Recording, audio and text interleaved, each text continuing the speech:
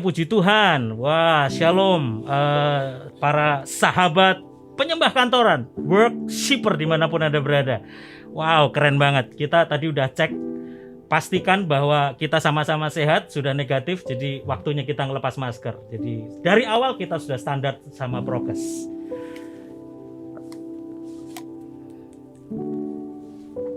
Wow, seru banget. Akhirnya setelah ngobrol-ngobrol ngebakmi beberapa kali, akhirnya kita dapat kesempatan dan saya sambut tamu saya, seorang entrepreneur, seorang pengusaha hebat, punya banyak perusahaan, membangun core bisnisnya dengan sangat kuat di bidang medical equipment. Tapi jangan lupa dia juga seorang pribadi yang berhati gembala, menggembalakan jemaat. Selamat datang Pastor Daniel Supriyanto.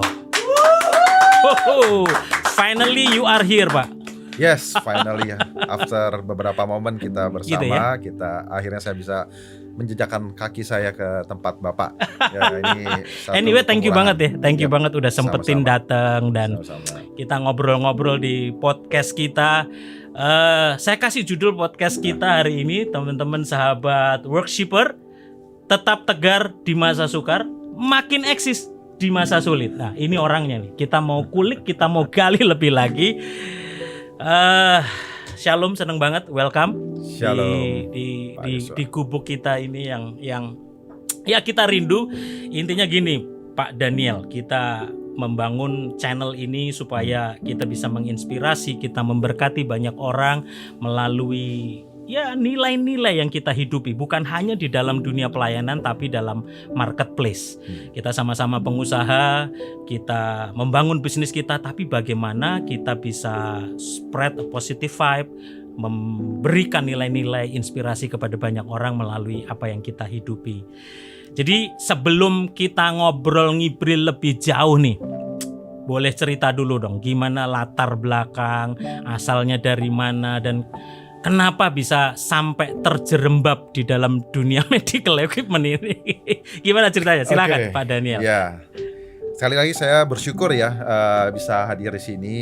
Yes. Ini satu saya rasa wadah yang sangat positif.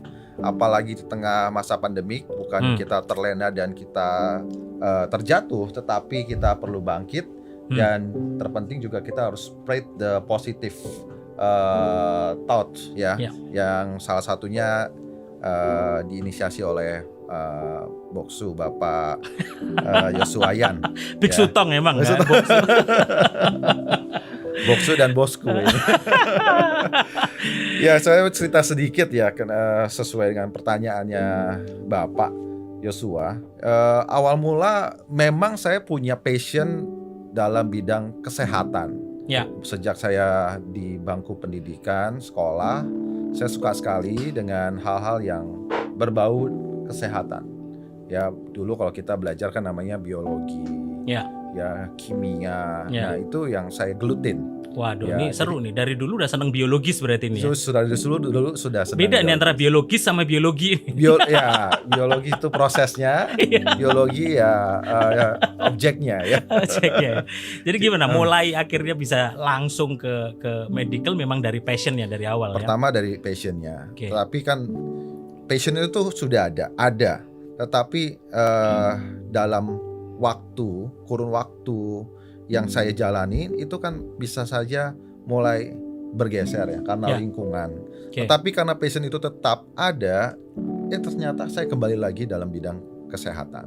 Kan kalau orang ada passionnya tiba-tiba di medical gitu, apakah ada background keluarga, misalnya keluarganya dokter, atau kan biasanya langsung kamu mau jadi apa kalau gede, jadinya dokter gitu. Tapi kok Betul. ini malah jadi di bidang pengusahanya gitu. Kenapa Iya. tuh? Dari keluarga saya nggak ada yang menjadi seorang dokter, Oke. tapi saya dari dulu cita-citanya memang menjadi seorang dokter. Oke. Terus passion saya di kedokteran, di biologi ya saat Oke. itu. Tapi sangat disayangkan saya nggak bisa masuk dalam perkuliahan kedokteran, Oke. pendidikan kedokteran. Sempet daftar tapi ya.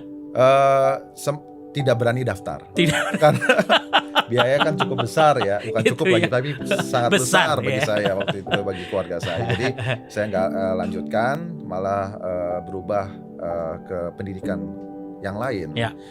Berubah pendidikan lain, tetapi dalam perjalanan yang cukup panjang ya.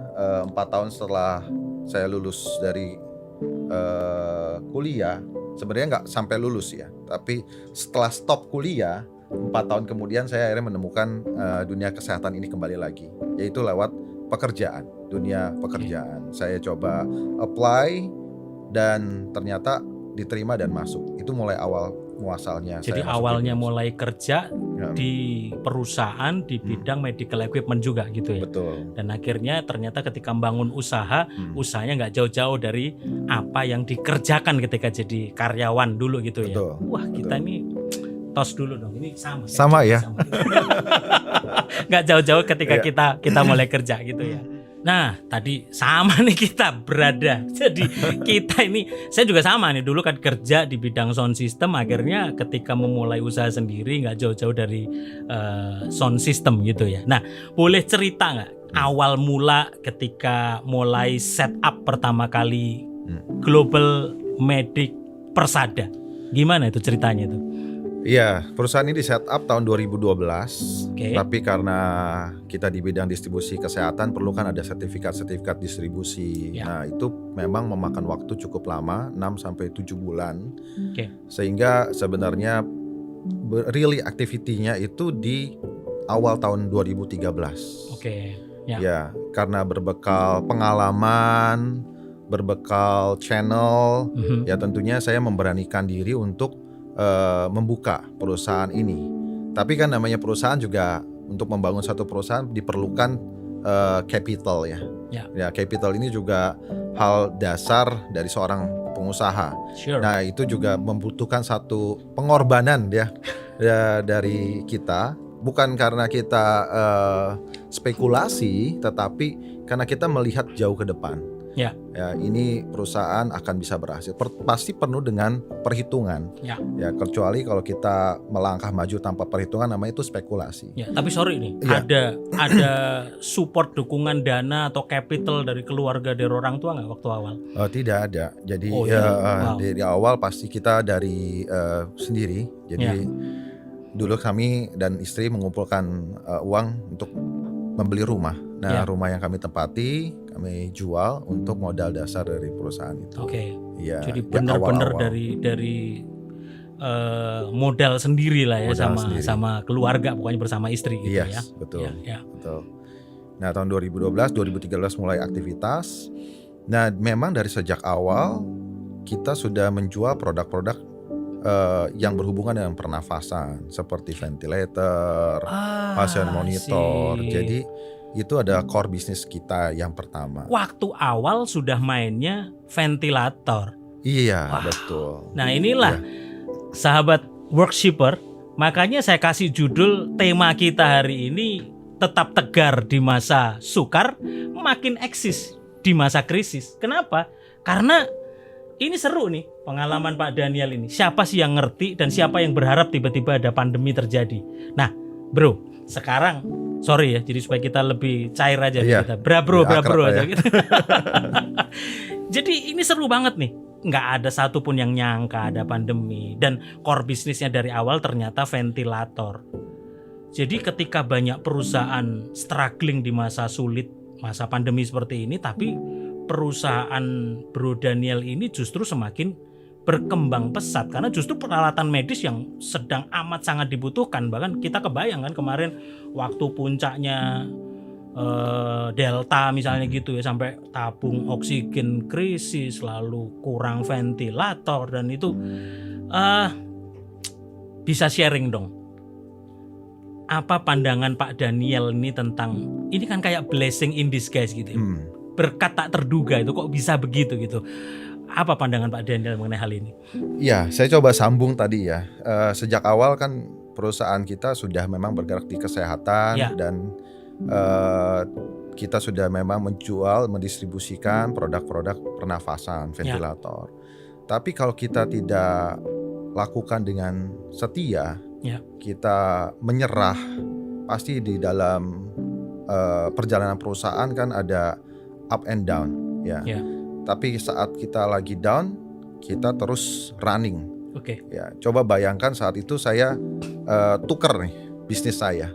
Ya 1 tahun 2 tahun nggak jalan, saya tukar bisnis saya, Ganti ganti industri. lagi industri. Nah ternyata pandemik datang. Ya. Tidak pernah sangka ternyata saya sudah misalnya di bisnis kosmetik nih ternyata kan.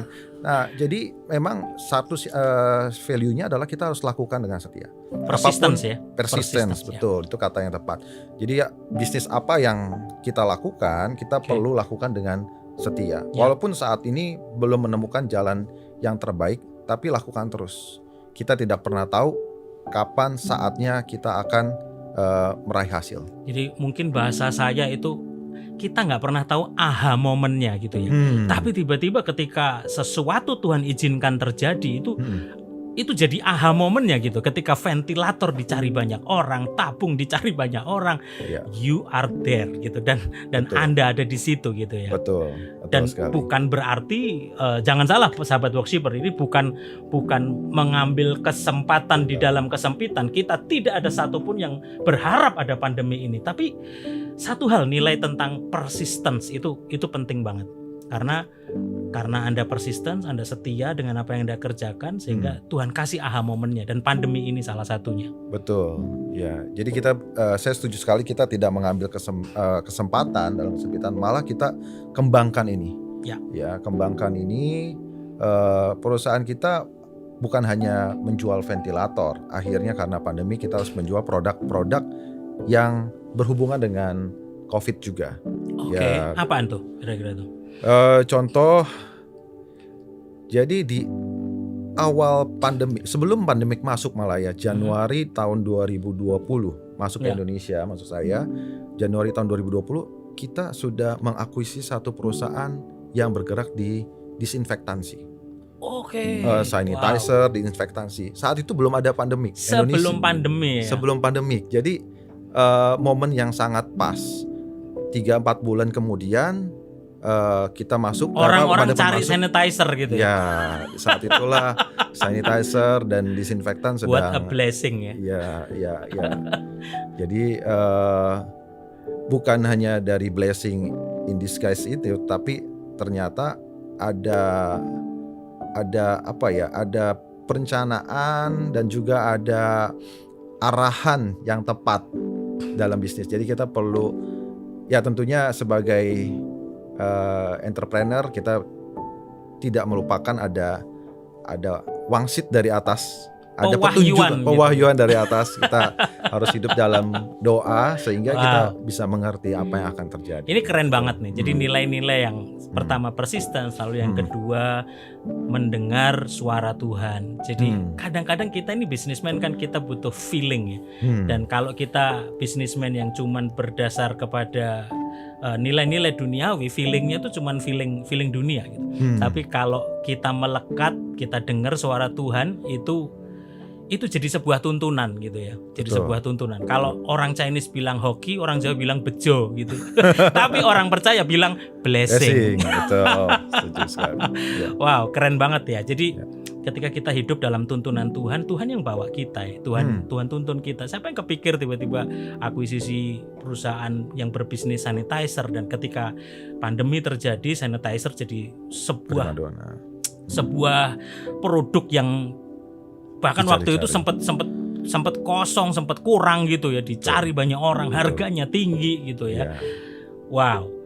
Dan saya ngeliat gini Pak Daniel, ini saya mau hubungkan nih. Tadi kita banyak bicara tentang marketplace, tentang bisnis yang dihidupi oleh Pak Daniel. Saya yakin lah tadi bilang tentang pewahyuan. Kalau tidak ada kehidupan, keintiman sama Tuhan, saya yakin nggak dapet lah tuntunan seperti itu gitu. Nah, yang saya mau tanya gini, apa pandangan Pak Daniel? Karena selain sebagai seorang presiden direktur, CEO, bahkan founder dari sebuah perusahaan medical equipment yang terpercaya gitu, tapi Anda juga seorang gembalain jemaat gitu ya. Saya yakin ini ada korelasinya gitu ya. Apa pandangan Pak Daniel tentang servanthood leadership gitu ya?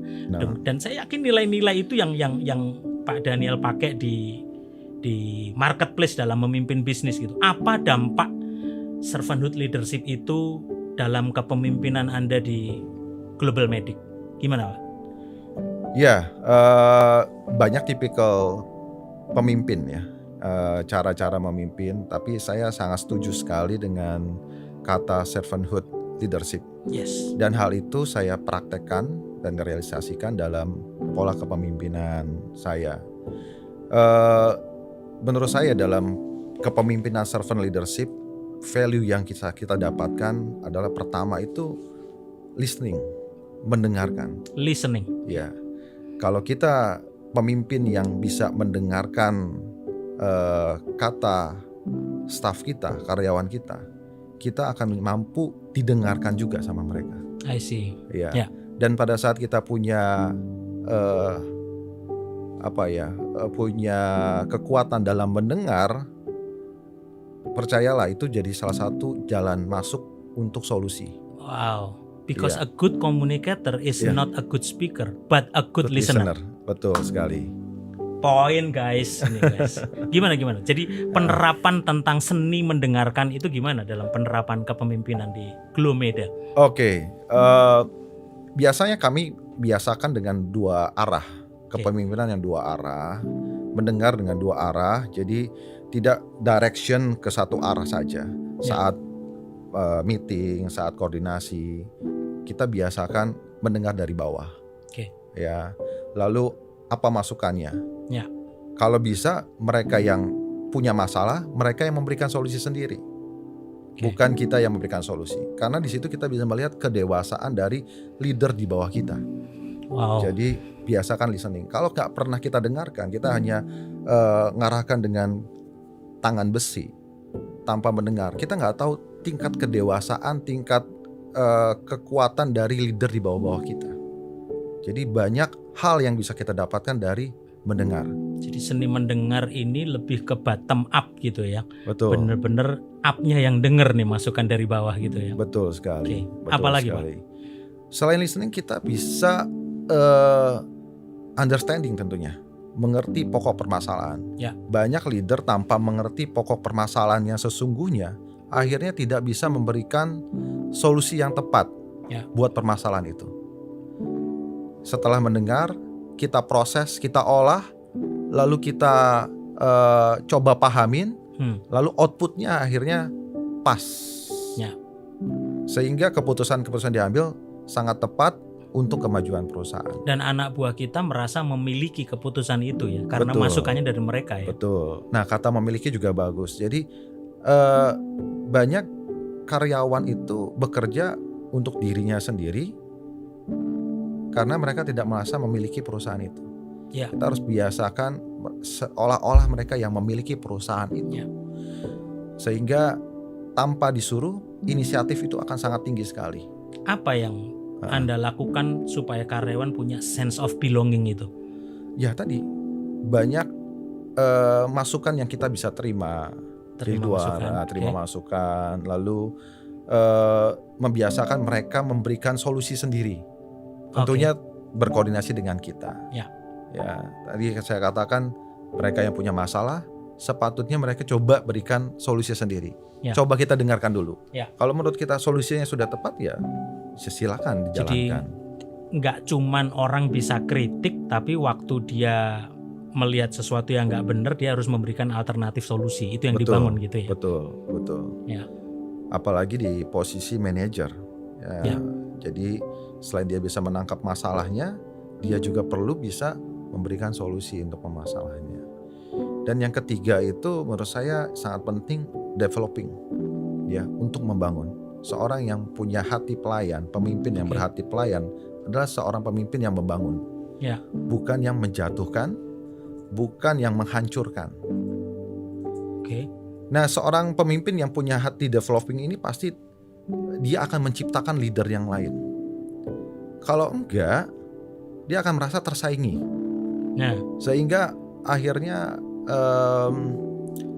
karir daripada karyawan di bawahnya dia akan coba buat stagnan mungkin, Itu nggak bisa contoh. berkembang. Contoh pemimpin insecure itu ya.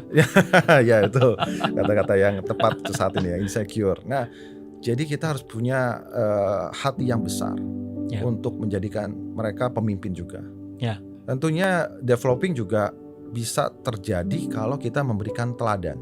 Ya. Pemimpin yang bukan karena positioning leadership, tetapi pemimpin yang memberikan contoh Ya. atau teladan. Ya syukur, puji syukur pada Tuhan, saya juga berasal dari bawah ya, level bawah dari sales. Saya pernah mencontohkan bagaimana menjadi seorang sales, bagaimana menjadi seorang supervisor, manager. Jadi nggak tiba-tiba karena warisan misalnya saya bisa masuk dalam posisi itu, tapi memang merambah dari bawah. Jadi pemimpin yang memberikan contoh dan teladan. Saya percaya juga Pak Yosua juga mulai dari ini hal seru yang sama. seru ya. Kayak sama ya kita tos lagi. Jadi ngobrolnya jadi nyambung gitu karena gini, gue banget itu gitu. Iya, betul. Gue betul, banget. betul. Jadi listening, processing, developing gitu ya gitu. Betul. Apalagi itu kira-kira untuk membangun sense of belonging dari karyawan. Ya tadi seorang leader harus bisa create another leader di bawahnya. Dengan seperti itu karyawan di bawah kita akan merasa ini seperti perusahaannya mereka. Memuridkan ya. Memuridkan, betul. Memuridkan. Kita bisa pakai prinsip-prinsip Christianity yang kita percaya itu kita bisa terapkan di dalam perusahaan kita. Ya. Wow.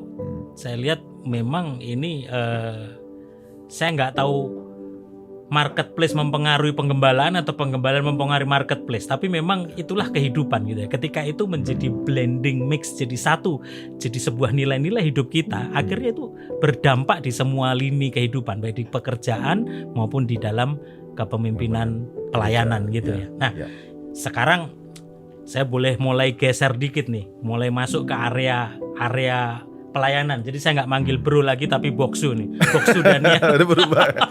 Sama aja Pak. Jadi saya tuh sampai bingung gitu ya. Saya baca saya ngikutin siapa, who is Daniel Supriyanto gitu ya. Apalagi sih yang mau dicari gitu loh. Keluarga bahagia sama Vera sama 3 anak yang luar biasa diberikan Tuhan. Kemudian perusahaan yang cukup berkembang dengan pesat, anak perusahaan yang begitu banyak gitu dibangun gitu, pengusaha yang hebat gitu. Ngapain sih? Apalagi yang mau dicari gitu loh, sampai mau-maunya masih gembalain jemaat. Dan notabene gembalain itu, kita ini kan kayak bahasanya, mohon maaf nih, kayak nyebokin jemaat mulu gitu ya. Kadang ada bermasalah jadi tempat sampah, jadi tempat keluhan gitu kan. Kadang-kadang ke bawah nggak bisa tidur, urusannya juga urusan orang lagi gitu. What are you looking for this ministry? Ngapain sih masih repot-repot mau jadi gembala gitu? Oke, penggembalaan kita percaya itu adalah salah satu pelayanan. Ya, sebagai seorang percaya yang sudah naik level ke dewasa, lebih dewasa secara rohani, pasti punya keinginan untuk melayani lebih lagi. Jadi satu poinnya kenapa menggembalakan, karena pelayanan. Lalu yang kedua, kenapa pengembalaan, kenapa nggak yang lain? Kan bentuk pelayanan kan banyak ya. Gini nih, gue mau tanya dulu nih sebelum kita ngomong ke pengembalaan gitu ya. Emang dulu dari muda sudah pelayanan atau misalnya bidangnya apa, atau mimpin sel group atau gimana sih ceritanya? Ya puji Tuhan dari sejak kecil ya, sekolah minggu, remaja, gereja tempat saya dulu bergereja itu memang mengencourage dari sejak kecil untuk melayani. Bahkan saat saya remaja saya sudah melayani sekolah minggu. Jadi memang Christian value itu sudah ditanamin keluarga ya. Keluarga sudah dari sejak sekolah minggu, dari kecil sudah dibawa ke gereja lah istilahnya gitu ya. Keluarga dan tempat memang gereja. Gereja itu memang harus jadi tempat yang penting untuk kita bertumbuh secara iman ya. Jadi gereja tempat saya dulu itu memang mengencourage, menumbuhkan rasa-rasa pelayanan itu sudah dipupuk sejak dari kecil. Lalu di Jakarta ya dulu ya? Itu di Jakarta, saya tinggal di Jakarta. Lalu memang selain pelayanan ada panggilan. Seorang gembala harus punya panggilan sebenarnya. Pasti. Setiap pelayan ya harus punya panggilan masing-masing. Jadi panggilan ini sudah ada. Gua percaya banget lah kalau itu. Kalau nggak punya calling, udah jangan berharap jadi gembala deh. Itu bener-bener 3 bulan juga nyerah itu. Iya. Gimana dapat callingnya tuh? Apa yang menyebabkan Boksu Daniel ini yakin this is my calling? Ya,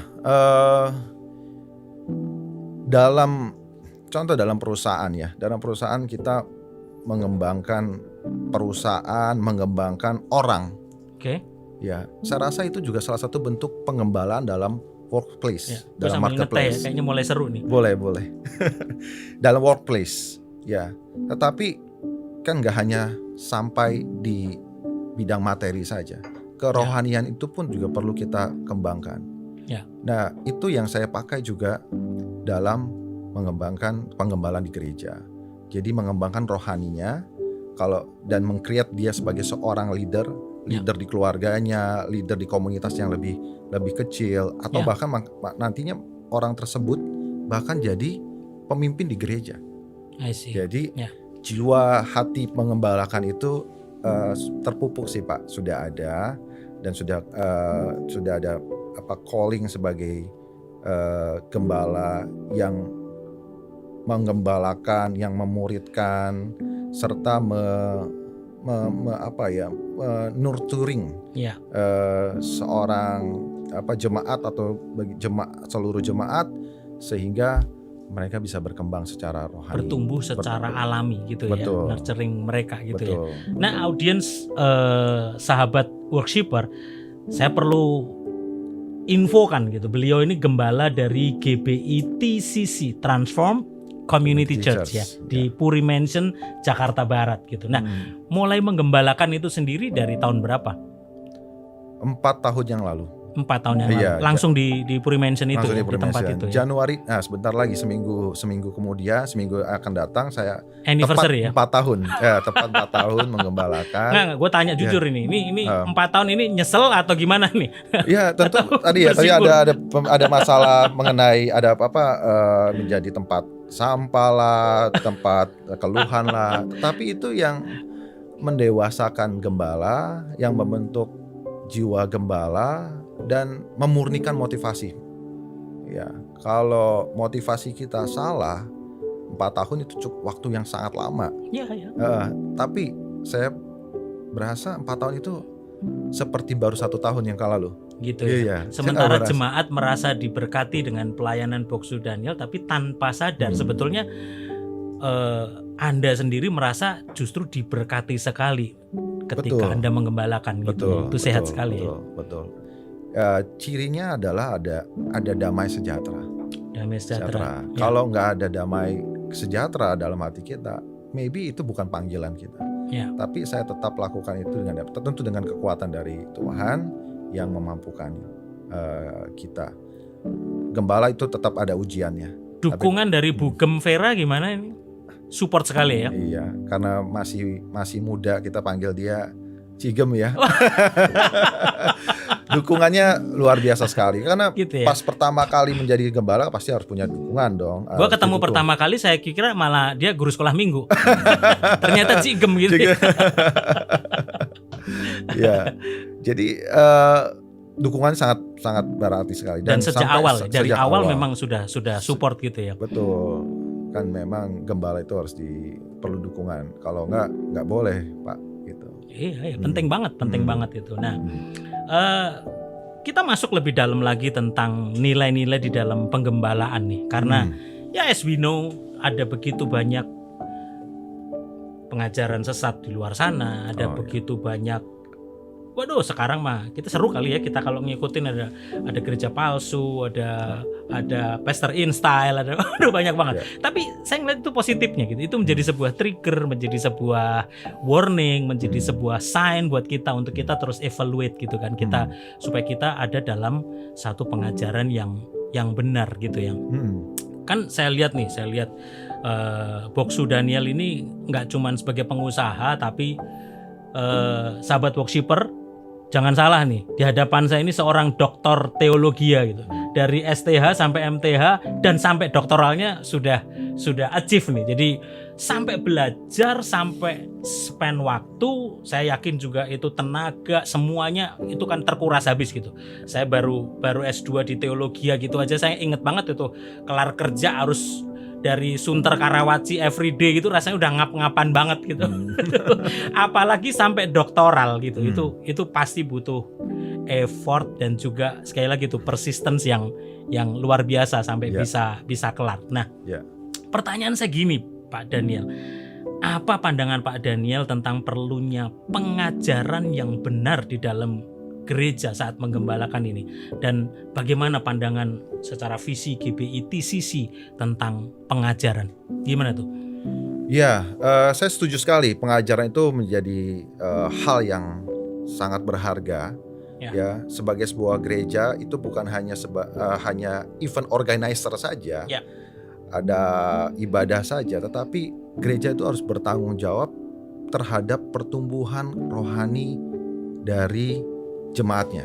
Nah, pertumbuhan rohani pasti harus didukung oleh asupan makanan rohani yang sehat. Wah, keren nih. Ya, kalau makanan itu dalam tanda kutip beracun, malah gereja itu menjadi kehilangan arah dan salah.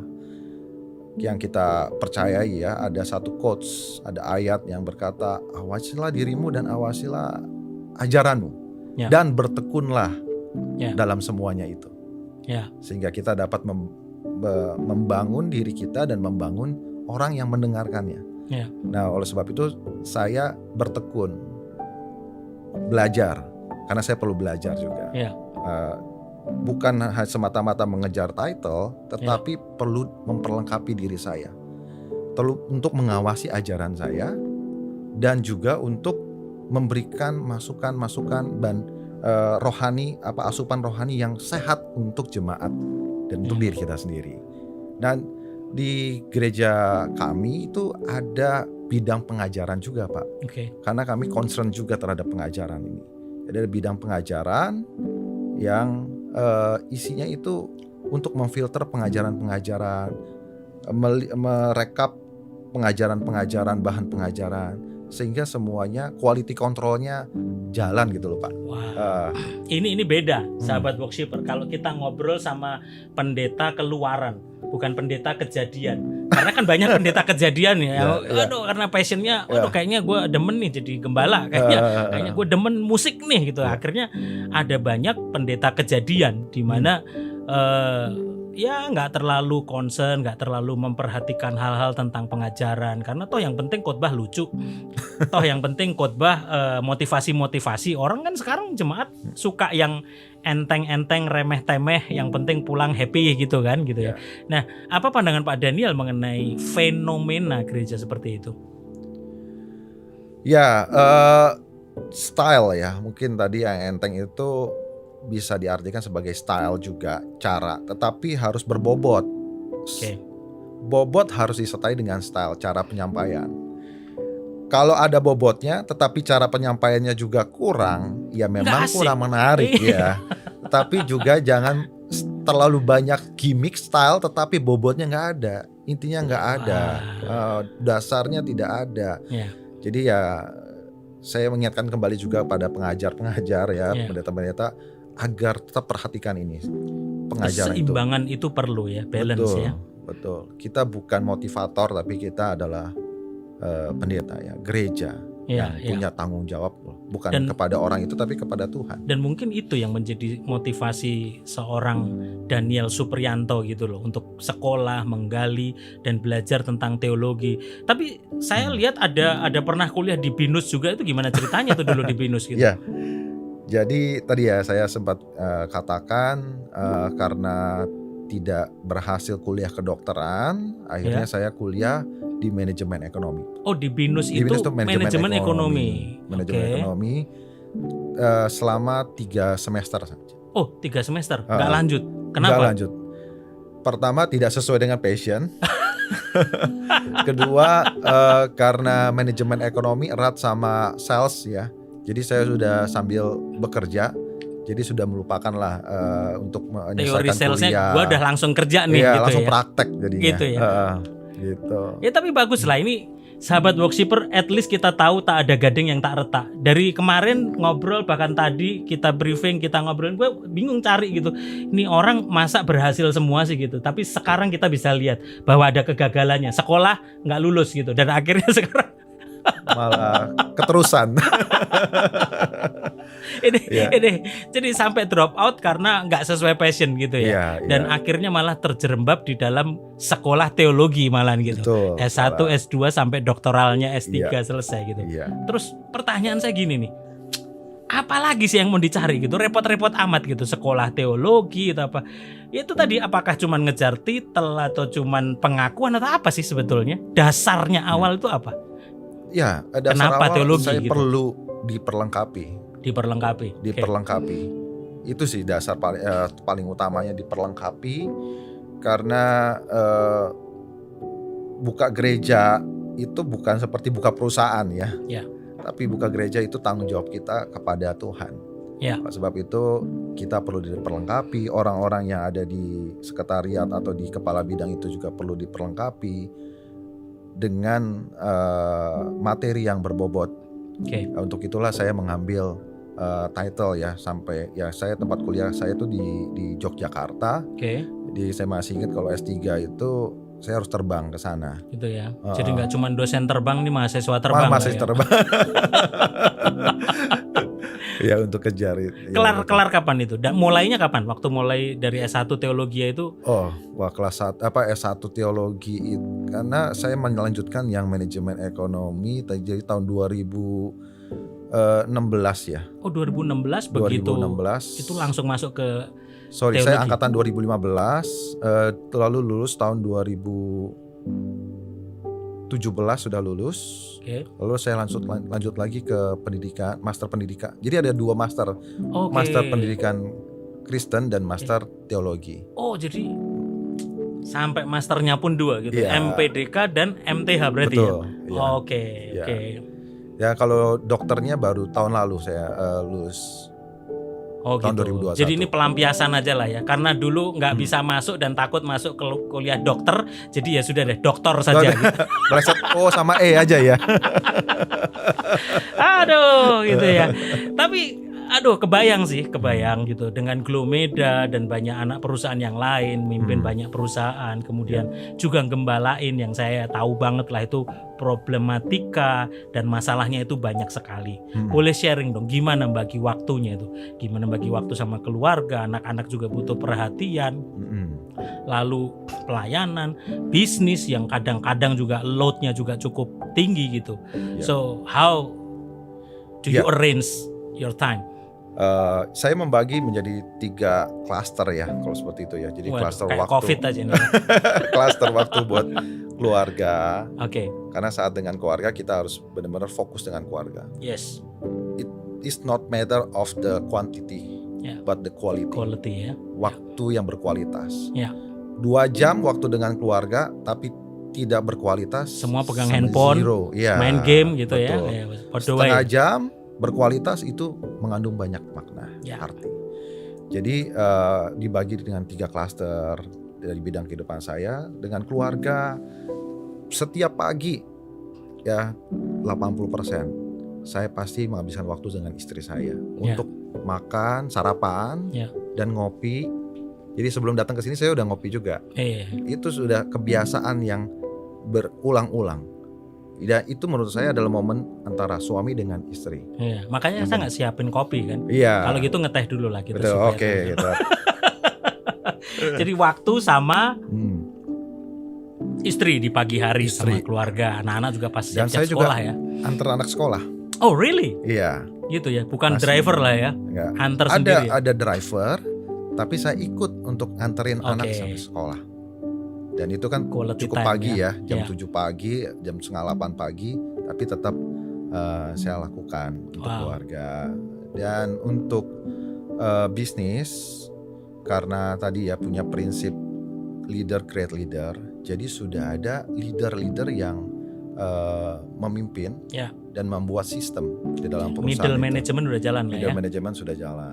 Bahkan di dalam topnya juga mereka sudah bisa ambil decision sendiri. Karena kami sudah bersama-sama lebih dari 10 tahun. Jadi sudah tahu lah sense-nya, lebih sudah tahu selahnya gimana, apa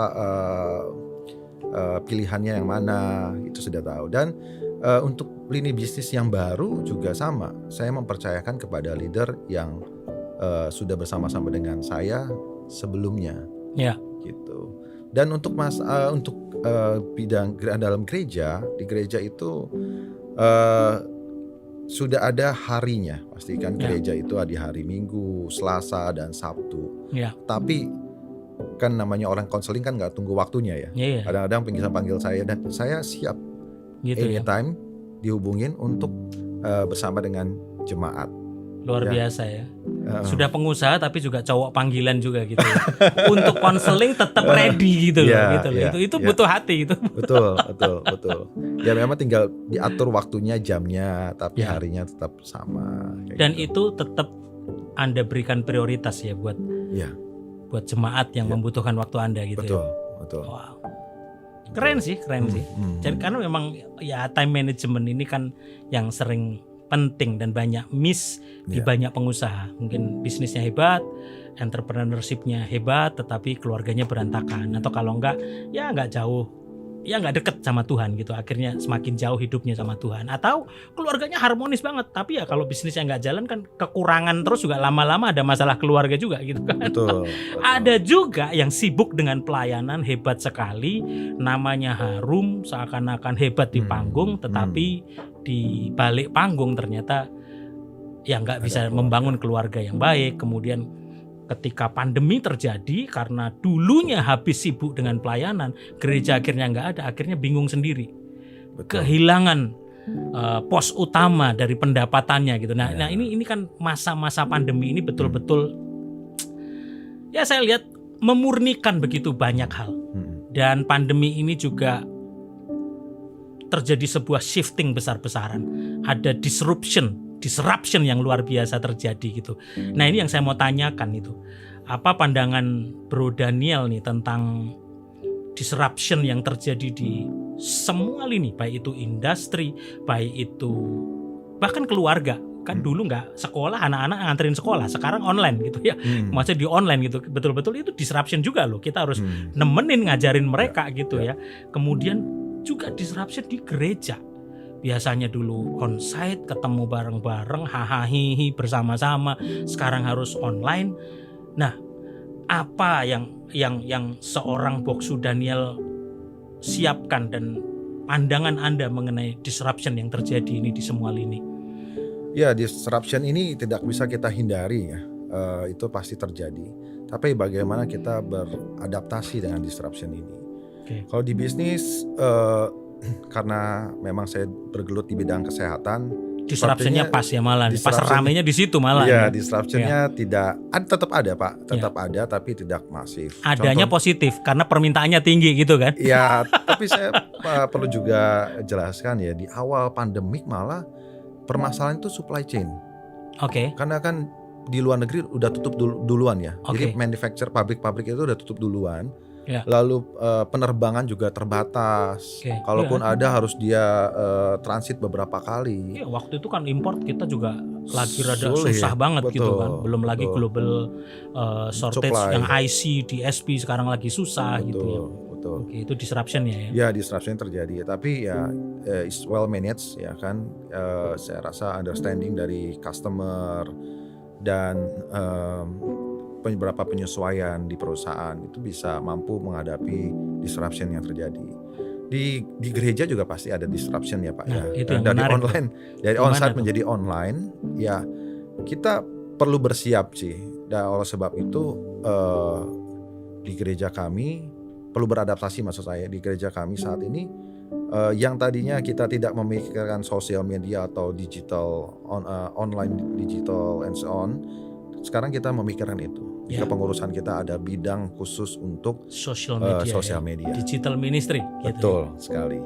Nah itu penting dan saya rasa ini menjadi way out dari beberapa gereja. Ya. Karena kita nggak tahu ke depannya akankah ada gelombang yang lain. Tapi yang paling penting adalah kita bersiap. Ya. Kita sudah siapkan wadahnya. Lalu di bisnis pun juga tidak ada perubahan visi. Yang ada adalah menguatkan value. Salah satu value kita adalah dynamic. Jadi value itu kan dari kata glomeda itu sendiri ya. D-nya itu dinamik. Dari dynamic kan artinya bersiap dalam segala hal, segala keadaan. Nah, kita sudah siapkan itu. Jadi disruption pasti terjadi. Kita harus beradaptasi dan tentu kita bawa Tuhan dalam setiap perencanaan kita. Wow. Ternyata sama loh, kita tuh bangun perusahaan, bahkan nama perusahaan itu adalah value dari kita punya gitu. Saya Promedia inovatif solution. Jadi memang visinya, value adalah harus inovasi dan memberi solusi. Tos lagi dulu. Tos lagi. Dan bahkan suka salah sebut loh perusahaan saya. Dari Glomedan jadi Glomedia. Ini jangan-jangan kita nanti bisa satu grup gitu ya, satu grup. Promedia sama Promedia gitu. Deket-deket amat gitu. Mengakuisisi ya. Bukan hanya mengakui tapi mengkamusisi. Saling memperlengkapi. Saling memperlengkapi. Kita, gitu. Jadi about the church nih. So do you think church will rebound shortly? Akan balik dengan cepat lagi nggak sih setelah pandemi ini? What do you think? Ya ada, saya lihat responnya ya. Ada yang mereka merindukan sekali onsite. Sehingga pada saat onsite itu dibuka, berduyun-duyun mereka datang. Tapi ada juga yang bagian orang yang tetap enjoy dengan online. Sudah terlanjur nyaman gitu ya. Itu pilihan ya masing-masing. Udah gampang window shopping, ganti channel. Khotbahnya jelek, gua ganti aja dah. Betul. Tapi ada value yang didapatkan dari onsite tentunya. Ada value yang didapatkan dari online. Itu berpulang kepada pilihan masing-masing. So how do you manage? Gimana tuh?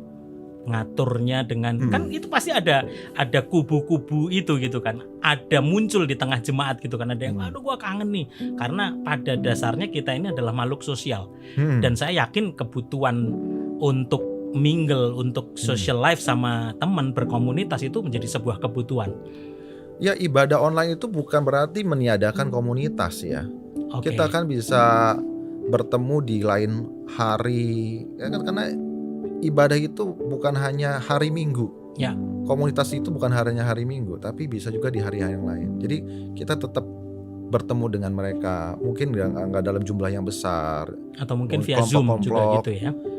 Online juga, tetapi karena batasan jumlah, kita tetap datang onsite, ketemuan lah, ya ngobrol bareng 5 sampai 7 orang lah maksimum. Kita sudah bisa membentuk seperti ibadah. Jadi tetap disiasati ya tadi, adaptif tadi ya. Betul. Karena ibadah online bukan berarti meniadakan komunitas. Itu ya poinnya ya. Iya. Gitu ya. Gitu. Wow, good point. Nah, menanggapi disruption ini baik di dalam bisnis, di dalam kepemimpinan gereja gitu, ada perubahan visi nggak dalam bisnis dan pelayanan setelah pasca pandemi ini? Kita sekarang mungkin belum bisa ngomong pasca lah ya. Kita masih ada di dalam masa itu, kita nggak tahu apa yang terjadi kemudian gitu ya. Karena ada banyak yang mulai nyaman online, ada banyak yang tetap merindukan tetap berkomunitas bareng-bareng. Kemudian juga terjadinya everything goes digital right now gitu ya. Semuanya udah tergantung dengan handphone, di marketplace juga begitu. Penjualan juga sudah online gitu ya. What do you think? Ada perubahan, ada visi yang bergeser nggak? Kalau visi tidak bergeser ya, karena visi itu harus stay, dia harus tetap firm. Tapi yang mungkin perlu ditambahkan di misinya, ya perlu ditambahkan di teknisnya. Contoh di bisnis kesehatan, walaupun tidak ada pengaruh yang besar, tapi di teknis kan ada. Contoh seminar, pameran-pameran kesehatan juga menjadi online, tapi kita tetap lakukan itu. Ya baik lagi tadi karena value-nya perusahaan kita ada dynamic, kita jalankan. Lalu yang kedua di gereja, visi juga sama, tetap dia ada di situ, stay, menjadi dampak bagi komunitas sehingga jemaat itu dapat bertumbuh, berakar dan berbuah. Itu value yang visi yang sama, tetapi caranya aja yang berbeda. Tadi mulai ada kepala bidang dan bidang sosial media. Nah itu cara kita menyikapi perubahan-perubahan yang terjadi. Ya perubahan itu bisa terjadi, tapi kita perlu beradaptasi dengan perubahan. Ya, jadi yang penting tetap sesuai namanya gitu ya, global, dinamika, Persada gitu, dinamik Persada gitu. Global Medic Pak. Global Medic, sorry. Tapi kan kalau Glomeda, G-nya grow, L loyalty, L obedience, ya sampai yang D-nya itu dynamic. Oke. Gitu. Global Medic Persada sebenarnya singkatannya. Global Medic Persada. Jadi mengikuti dinamika yang ada juga gitu ya, karena itu salah satu value yang ada di dalam Glomeda itu. Betul. Ya. Nah, sebelum kita tutup nih ngobrol-ngobrol kita nih, podcastan kita pagi ini gitu. Bagi tips dan sharing sama teman-teman worshipper nih. Kira-kira apa sih yang bisa menginspirasi sahabat worshipper dimanapun mereka berada supaya bisa mengikuti keberhasilan seorang Boksu Daniel nih, baik keseimbangan di dalam bisnis, keseimbangan di dalam kepemimpinan, penggembalaan di dalam gereja gitu.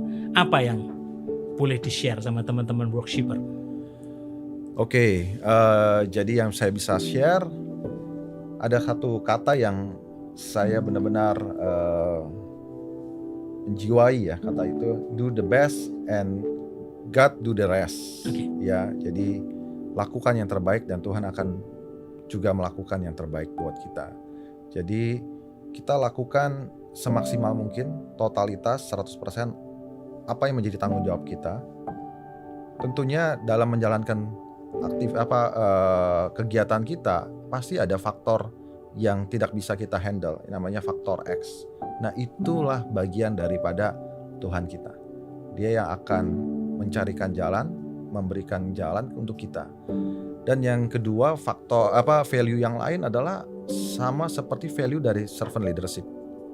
Nah, saya berharap teman-teman pengusaha ya yang bekerja juga, yang bekerja di workplace, marketplace, ataupun pendeta sekalipun bisa menerapkan servant leadership. Listening, good listener, ya, understanding dan developing. Tentunya dari developing ini kita mendapatkan satu value lagi tambahan, yaitu berhati besar.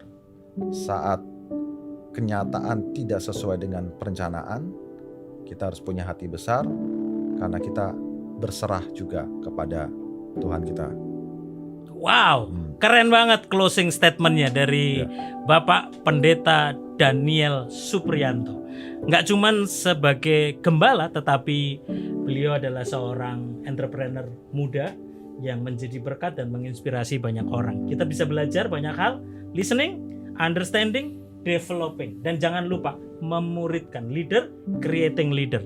Dan closing statementnya keren banget, do your best, God will do the rest. Dan jangan lupa miliki mentalitas servanthood leadership, karena kepemimpinan yang melayani itu bedanya. Kalau orang dunia bos itu ditakutin, arogan, otoriter, tetapi kepemimpinan yang melayani, firman Tuhan berkata, yang terbesar di antara kamu adalah yang melayani terlebih dahulu. Wow, thank you banget Pak Daniel buat Sama-sama. Waktunya.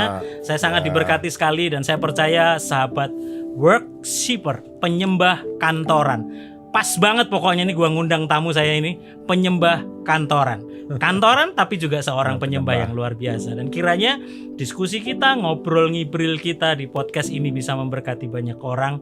Dan satu hal yang gue diberkati banget, bagaimana kita hidup dalam tuntunan Tuhan. Karena gue lihat gini, ketika kita dengar suara Tuhan dan kita mengambil keputusan yang tepat dalam setiap kepemimpinan kita, itu Tuhan yang buka jalan gitu. Bila engkau tak besertaku, ku tak mau berjalan. Ku perlu Tuhan, pimpin langkahku. Setiap langkah kita, kalau kita dalam penyertaan Tuhan, Tuhan pasti buka jalan. Yes. Amin. Amin. Thank you banget Pak Daniel buat waktunya. Dan sahabat worshipper dimanapun Anda berada, semoga Anda diberkati dan stay tune di channel Penyembah Kantoran. God bless you. God bless. Sahabat penyembah kantoran, bagaimana? Apakah saudara terberkati lewat podcast kami? Jika iya, jangan lupa subscribe, like, dan share ke banyak orang sehingga podcast ini menjadi berkat bagi banyak orang. Terima kasih, Tuhan Yesus memberkati.